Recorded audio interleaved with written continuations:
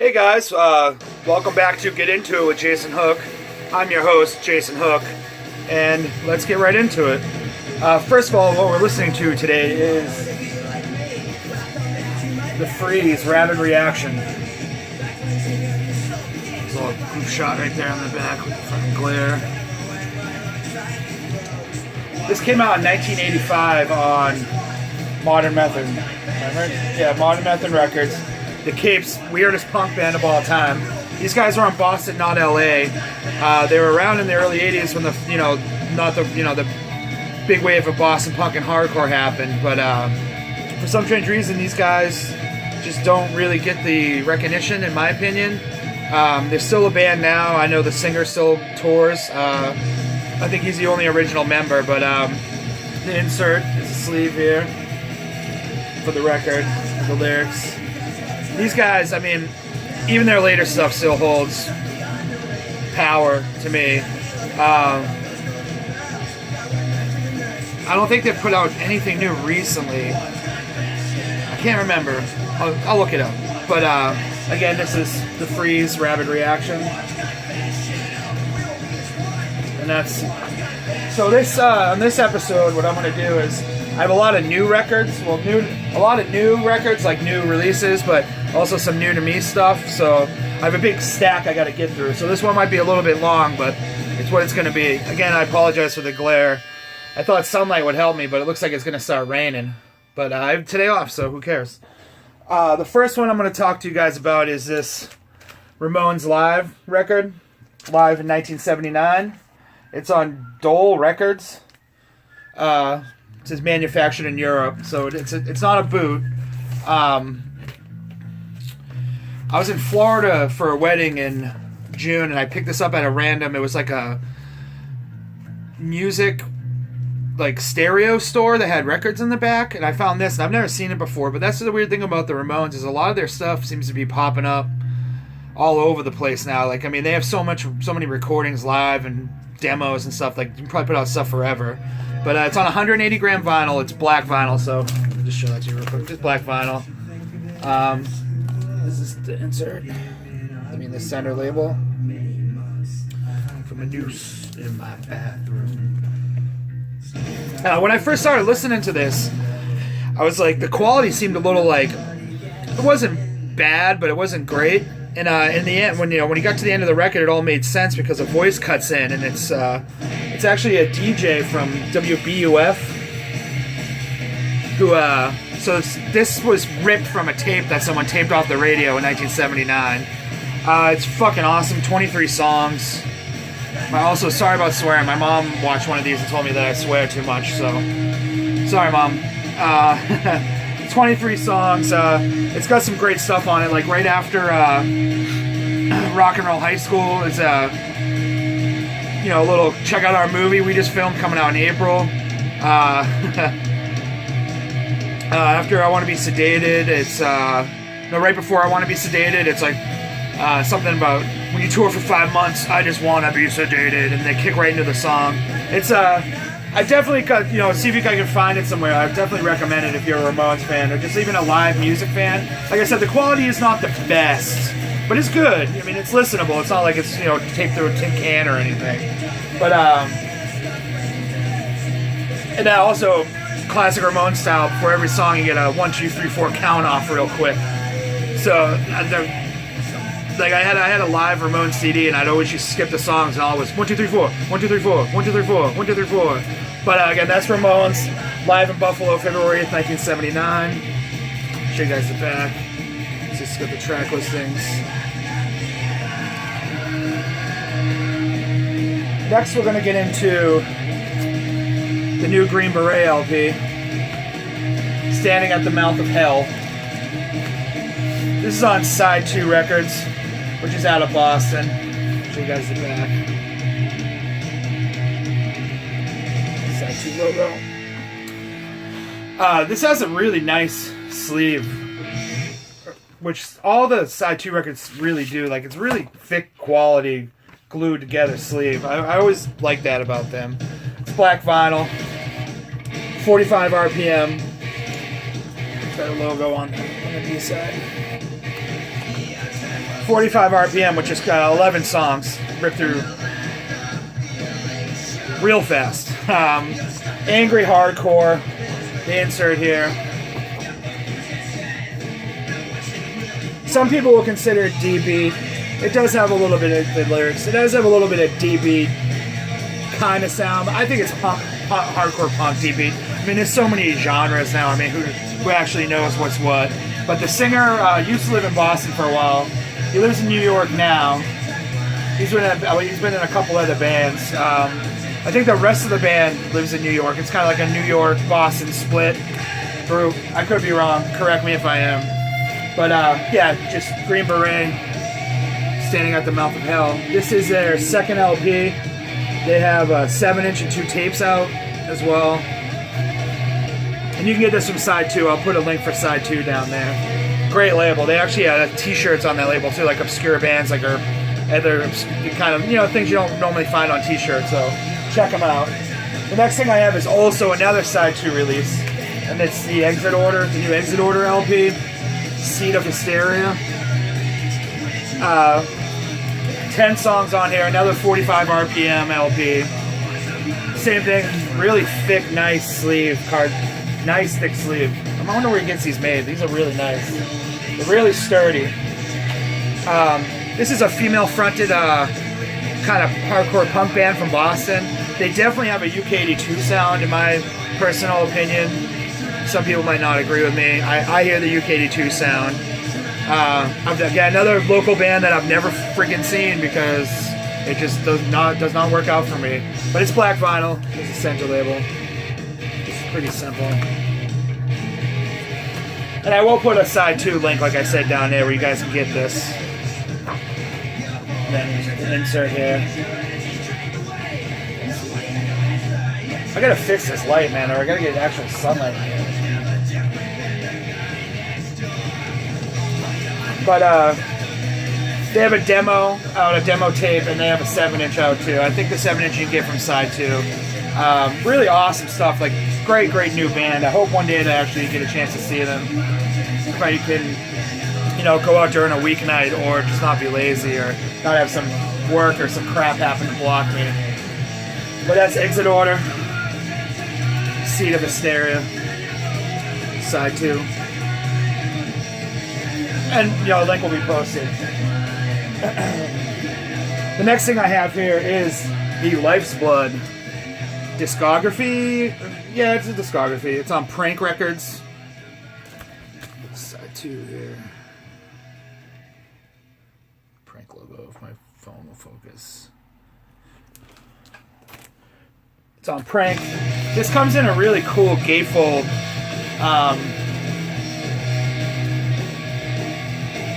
It's got all the flyers, some art, some live shots. And then it also has an insert too.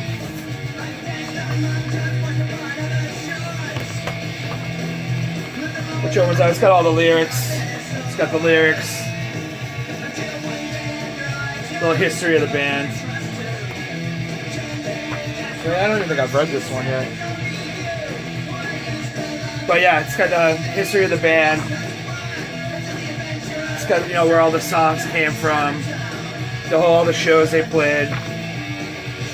You know, the lineup was, like, actually shows that got canceled. They've had, I believe it was 4 singers, but they only, one recorded most of the stuff and the other one played live towards the end. These guys were around in the late 80s in New York, but they did not have that youth crew hardcore sound. They harked back more to the early first wave of hardcore New York. This is center labels, this is black vinyl. So, you guys know what that is. These guys did not have like the youth crew sound, which was like pretty prevalent in the late 80s. I think it's like they only played 26 total shows. On this right here, let's see what we got. It's they have a 7-inch. Let me look at it. They have a 7-inch out, 2 comps, a split, a demo, and then some live tracks, which are kind of split up in the back. The demo and the live tracks are kind of mixed. The B-side's live tracks and the demo, and the last one on the A-side's the demo. But just fast punk influenced hardcore. not really youth crewy breakdown and stuff like that. I know the record, the 7-inch was called Defiance, and I know it was kind of hard to find for a while. I don't have a copy of it, so I was psyched when this came out. This was like a long time in the making too. I remember first hearing about it, and I think it actually took years before it actually saw light of day.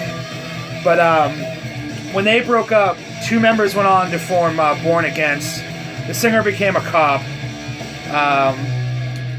which has caused some heat in the punk world, but whatever.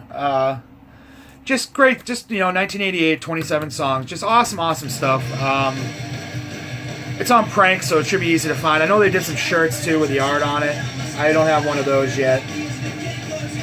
But that's Life's Blood. What is this called? This has a name.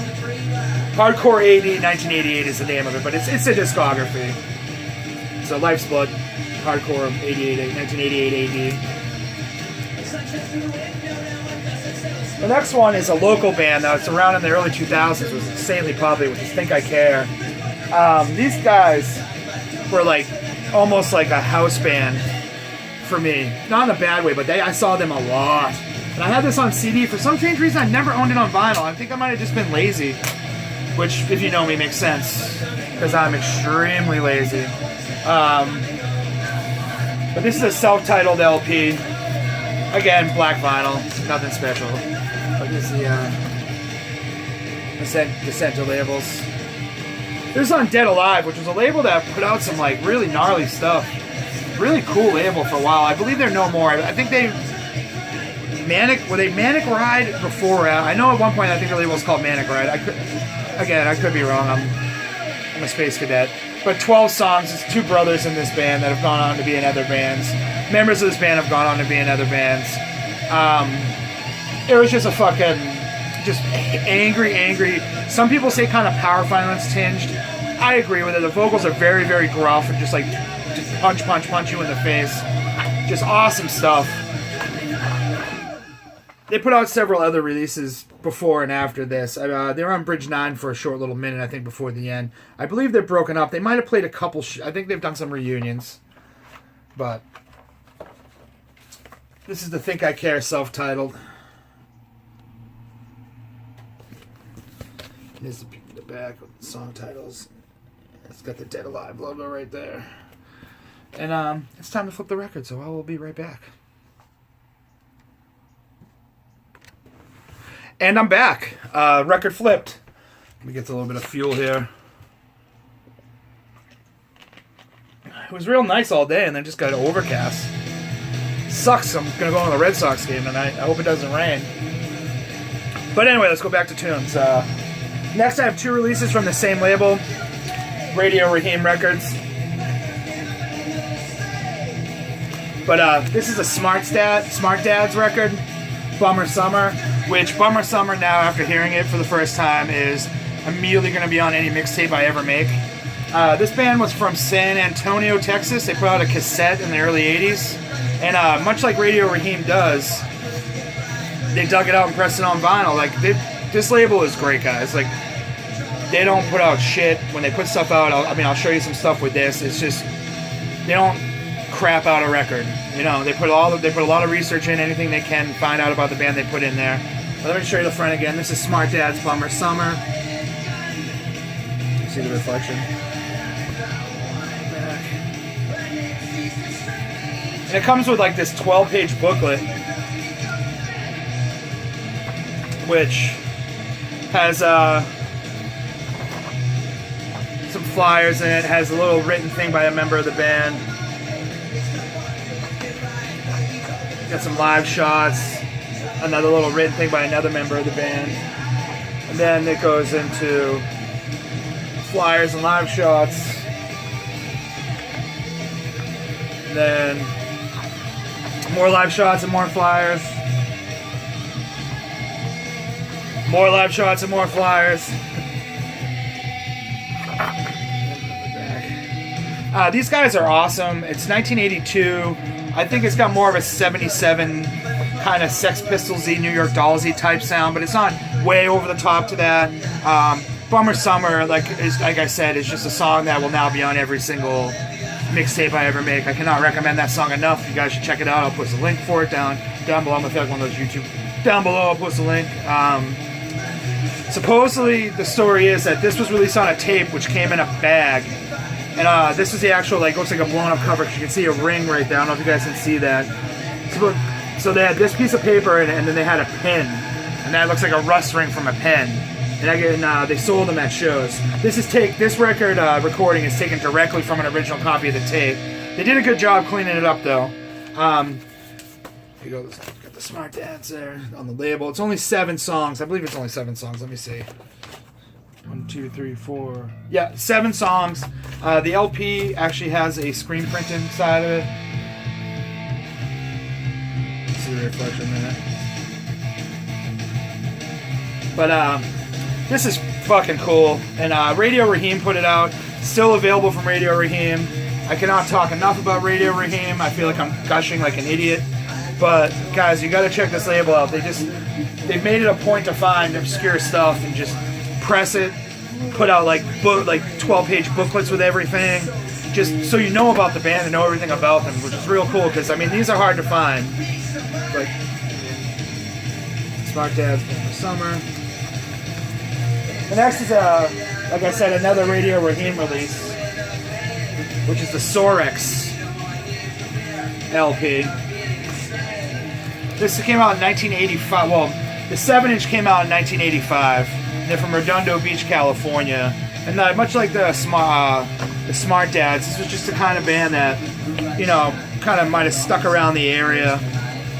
You know, it didn't tour that much. They have one 7-inch out called Portrait of a Prisoner. They did name the record Portrait of a Prisoner after the 7-inch, but it comes another one of these books, which again, you know, ads for the band, the members speaking about the band, flyers, copies of interviews from zines. I think this one's from Maximum Rock and Roll. Other little parts from zines, lyrics. It's got the original lyrics for one of the songs written down, copy of it. More live shot, another interview snippets, tidbits. Picture of the 7-inch, which is on here. Live hang, Photoshop for live photo. Another flyer for the Circle Jerk show at 7 seconds, and then another ad, and then the information about the band. These guys are a little bit more. They're punk, but it's not like hardcore. It's hard to explain. A little bit more. Something that had a little bit more talent musically than a lot of punk bands have. They dug up everything on this. This is it's got the 7-inch, and it says right here extra 17 tracks. The 1984 demo and a never released 1985 LP that they recorded and never released. Make sure the cover of the shit. It's Sorex.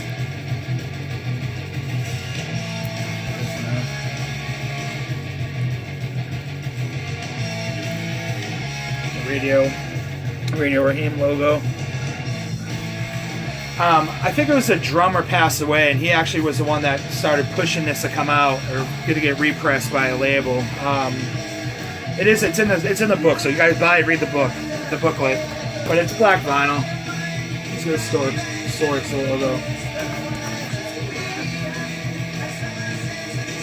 But vinyl. Again, another Radio Raheem release. I order almost everything they put out because I just know it's going to be cool, and I know it's not going to be half-assed. They put the effort in to get the stuff out. But yeah, more like kind of like rock. I mean, I want to say rock. It's not just straightforward punk. It's good, and I dug it. But that's Sorex, the Portrait of a Prisoner LP.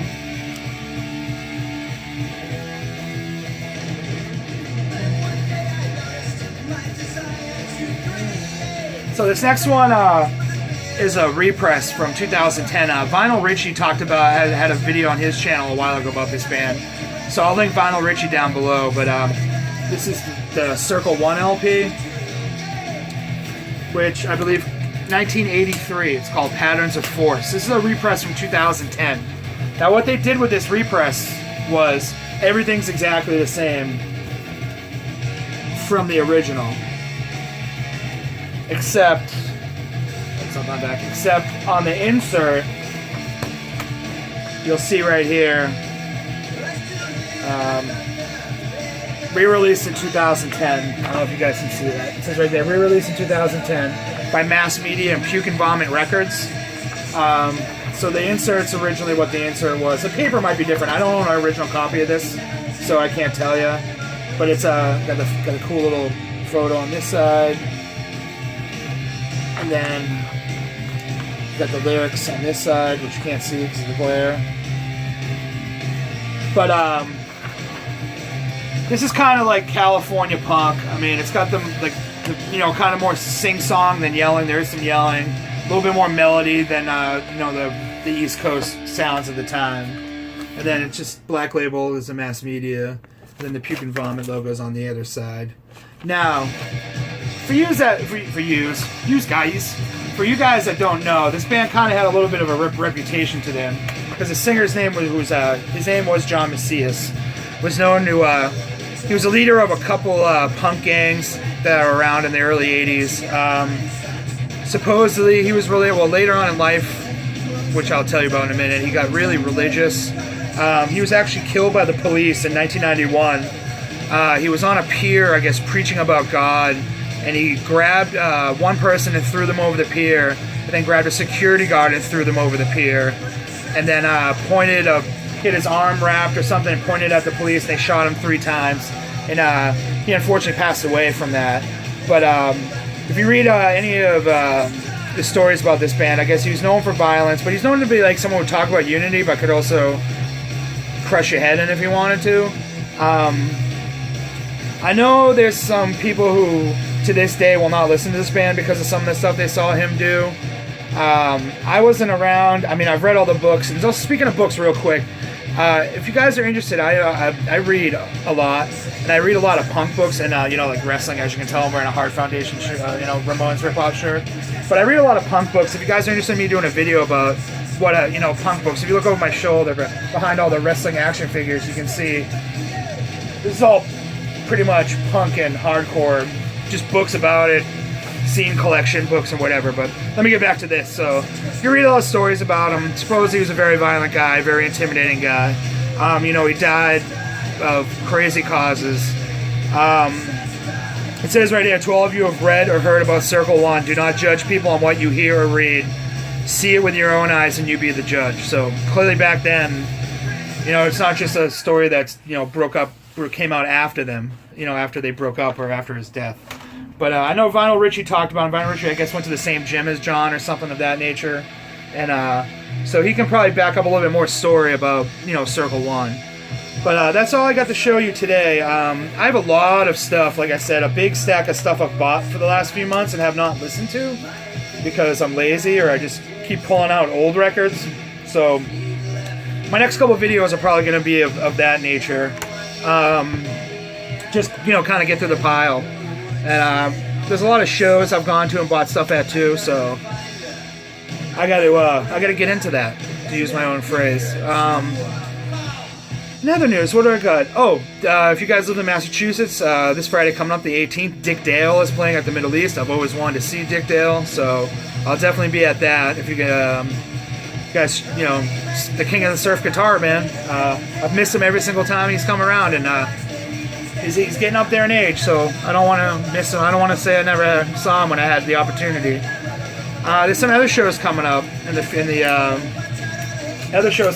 future too around here, so I'll always throw them a plug. I know most of you might not live here, but if there's any show coming up that I mentioned that you guys are looking for a record that the band might have or something that you can't find in your general area, just shoot me a message on here and I'll see what I can work on. I mean, I'm not going to be buying 100 copies of records from people, but just shoot me a message or just let me know. I have a bunch of stuff coming in the mail. I have a bunch of pre-orders and a bunch of other stuff I ordered. I have a bunch of tapes coming, the tapes that I have received in the last couple weeks. I'll probably do another video in a couple days because I have the next couple days off and my wife's at work, so I'm kind of on my lonesome at home. So I think that's all I got. So thanks for watching, and I'll see you guys later and get into it.